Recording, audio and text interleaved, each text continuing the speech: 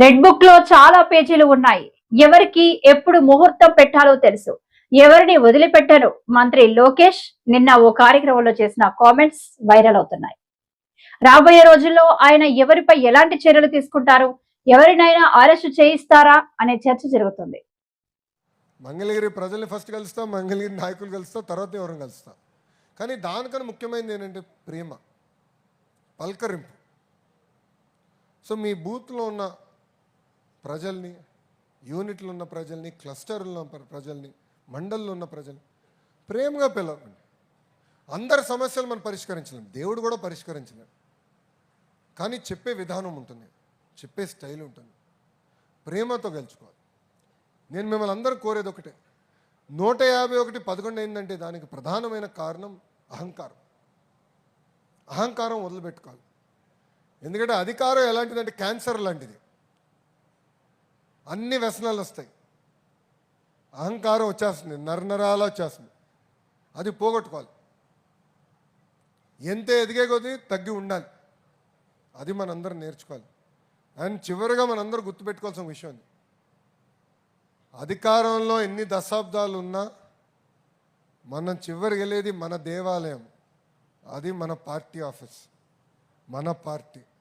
అది మనందరం గుర్తుపెట్టుకోవాల్సిన అవసరం ఉంది. అందుకే ఎంత పని ఒత్తిడున్నా, ఎన్ని యాక్టివిటీలున్నా నేను కంపల్సరీగా కార్యకర్తలు కలవాలి. ఏ నియోజకవర్గంకి వెళ్ళినా కార్యకర్తలతో ఇట్లా మాట్లాడాలి. అందరితో ఫోటో దిగుతాను, ఎవరు కంగారు పడద్దు, తోపులాట చేసుకోవద్దు, అరవద్దు. క్రమశిక్షణ, లైన్గా రండి. వెనకాలన్న చివరి వ్యక్తితో ఫోటో దిగి వెళ్తా, ఆ డౌట్ వద్దు మీకు. పాదయాత్రలోనే ఇచ్చా, ఇది పెద్ద పని కాదు. కానీ మీరందరూ కూడా గుర్తుపెట్టుకోవాల్సింది ఏంటంటే, ఈరోజు వాసు ఒక ట్రస్ట్ ఏర్పాటు చేసి ప్రజలు కూడా మెరుగైన సేవలు చేస్తున్నాడు. ఆనాడు అన్న క్యాంటీన్ లేకపోతే అన్న క్యాంటీన్ ఏర్పాటు చేసి సేవలు చేశారు. ఇది మనందరం గుర్తుపెట్టుకోవాలి. ఆయన తీసుకున్న అన్ని నిర్ణయాలతో మనం ఏకీభవించవచ్చు, కానీ కష్టకాలాల్లో ఎవరు మనతో నిలబడ్డారు, ఎవరు మనకు అండగా ఉన్నారు, మన పైన కేసు పెడితే ఎవరు నిలబడ్డారు అనేది ఒక్కసారి ఆలోచించాల్సిన అవసరం. ఎందుకంటే 53 రోజులు బాబు గారిని జైల్లో బంధిస్తే ఎవరు నాతో నిలబడ్డారు ఇప్పటికీ నా బాధ తెలుసు. చౌదరన్నతో కారులో మాట్లాడుతూ ఉన్నాం, మేమందరం ఆడుకుంటున్నాం. వాసు కూడా ఉండే, రాజమండ్రి జైలు దాటితే చెప్తున్నా ఎన్ని ఇబ్బందులు పడ్డాం. కేసు పెడతామన్నారు, జైలుకు పంపిస్తా అన్నారు, కానీ మీరు మా కుటుంబానికి అండగా నిలబడ్డారు. నేను లేను, బాబు గారు లోపల పెట్టారు, బ్రహ్మని ఇక్కడనే ఉండే, అమ్మ ఇక్కడనే ఉండే, మీరు నిలబడ్డారండి. అది నేను జీవితాంతం గుర్తుపెట్టుకుంటా, మీ అందరికీ రుణపడి ఉంటానని ఈ సభకు తెలియజేస్తున్నాను. మనందరం ఒక కుటుంబం, కలిసికట్టుగా పనిచేద్దాం. వాసుని ఎంత పొగుడతానో అంతే తిడతా, 2 దెబ్బలు కూడా వేస్తా. ఎందుకంటే నాకు అక్క చెల్లెలు అన్న తమ్ముడు లేరు, నాకుంది మీరందరే. వాసుని చూసినప్పుడు కూడా అట్టనే భావిస్తా, రాముని చూసినప్పుడు కూడా అట్టనే భావిస్తా, బొజ్జల సుధీర్ని చూసినప్పుడు కూడా అట్టనే భావిస్తా. మనందరం ఒక కుటుంబం, కలిసికట్టుగా ముందరికి వెళ్దాం. 2024 ఎన్నికల్లో 3 పార్టీలు కలిసికట్టుగా పోటీ చేసింది.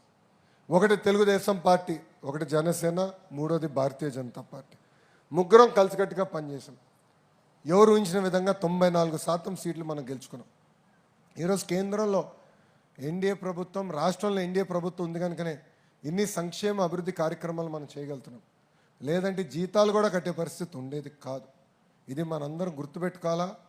ప్రతిపక్షంలో ఉన్న సైకో వాళ్ళు ఏం చేస్తారంటే, ఈ రెండు పార్టీలు కానీ 3 పార్టీల మధ్య చిచ్చు పెట్టడానికి ప్రయత్నిస్తారు, ఇబ్బంది పెట్టడానికి ప్రయత్నిస్తారు.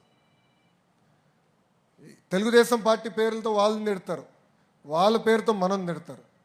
మనం అప్రమత్తంగా ఉండాలి. మీ అందరూ ఒకటి చెప్తున్నా, no crossfire, no misfire, no విడాకులు. రాదు, ఉండదు. పవన్ అన్న కానీ, గౌరవ ప్రధానమంత్రి నరేంద్ర మోడీ గారు కానివ్వండి, లేదంటే మన నాయకుడు చంద్రబాబు నాయుడు గారు కానివ్వండి, చాలా క్లారిటీతో రాబోయే 5 కాదు 10 కాదు, కనీసం 15 సంవత్సరాలు ఆంధ్ర రాష్ట్రంలో కూటమి ప్రభుత్వం కలిసికట్టుగా పోటీ చేయాలి, గెలవాలి, దారి తప్పిన రాష్ట్రాన్ని సరైన దారిలో పెట్టాలి. దీనికి అందరం కష్టపడాలి. మీరందరూ చూస్తున్నారు, బాబు గారు 70 సంవత్సరాలు ఎంత పరిగెడుతున్నాడండి? పరిగెడుతున్నాడు లేదా? చచ్చిపోతున్నా నేను. ఆయన స్పీడ్ ఇప్పటికే అందుకోలేకపోతున్నారా బాబు? Any doubt? బాబు గారు ఎనీ డౌట్ రా భయ్. మొన్న ఎవరు అడిగారు బాబు గారు సీక్రెట్ ఏంటంటే నేను చెప్పాను, అది ఒక 75 year old కాదు రా భయ్, ముగ్గురున్నారు 20 సంవత్సరాల కుర్రోళ్ళు, ముగ్గురు పరిగెడుతున్నట్టు ఉంది అది. ఆయన ఎక్కడా అసలు తగ్గేదే లేదు, చచ్చిపోతున్నాం మేము అందరం. నిన్న కలెక్టర్ కాన్ఫరెన్స్ పూర్తి చేసుకున్నారు, ఢిల్లీకి వెళ్ళారు, మొత్తం ప్రిపేర్ అయ్యారు. సుమారుగా 5 కేంద్ర మంత్రులు కలుస్తున్నారు, కష్టపడుతున్నారు, చాలా సిస్టమేటిక్గా పనిచేస్తున్నారు.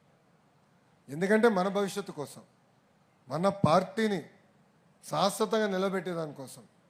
అందరూ గుర్తుపెట్టుకోవాలి, ఒక కార్యకర్తగా నేను మీకు అందుబాటులో ఉంటా, మీ సమస్యలు ఏంటో తెలియజేయండి. నేను ఇక్కడ ఉన్న మిమ్మల్ని అందరూ చివరిగా కోరేది ఒకే విషయం, మన బూత్లో సమస్య ఉంటే మనం బూత్లో మాట్లాడుకోవాలి, లేదంటే యూనిట్లో మాట్లాడాలి, క్లస్టర్తో మాట్లాడాలి, లేదంటే డివిజన్లో మాట్లాడాలి, లేదంటే పట్టణ పార్టీతో మాట్లాడాలి, తర్వాత వాసు దగ్గరికి రావాలి. మన సమస్యలు మనమే పరిష్కరించుకోవాలి. అంతేగాని అధైర్యపడి దానివల్ల మళ్ళీ తీవ్రంగా నష్టపోయేది మనమే. అందరి సమస్యలు నేను తీర్చగలుగుతానని అనట్లా. ఒకే రోజు దేవుడు కూడా అన్ని కోరికలు తీర్చలేడు రా స్వామి. నేను దేవుడు కాదు, నేను మనిషినే. నేను 10 నిర్ణయాలు తీసుకుంటా, 3 తప్పవుతాయి. చెప్పాల్సిన బాధ్యత మీది, అది సరిదిద్దుకోవాల్సిన బాధ్యత నాది. అంతేగాని మళ్ళీ అలిగి ఇంట్లో పడుకోకూడదు. నాకు వర్తిస్తుంది, వాసుకి అదే వర్తిస్తుంది, సుజయ్ గారు కానీ చౌదరన్న కానీ అందరికీ ఇదే వర్తిస్తుంది. మేము అందరం నేర్చుకోవడానికి సిద్ధంగా ఉన్నాం. ఈయన తప్పులు చేస్తే సరిదిద్దుకోవడానికి సిద్ధంగా ఉన్నాం.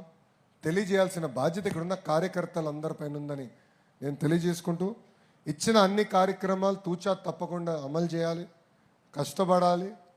కష్టానికి వేరే ఆప్షన్ లేదు. సక్సెస్కి షార్ట్ కట్ ఉండదు.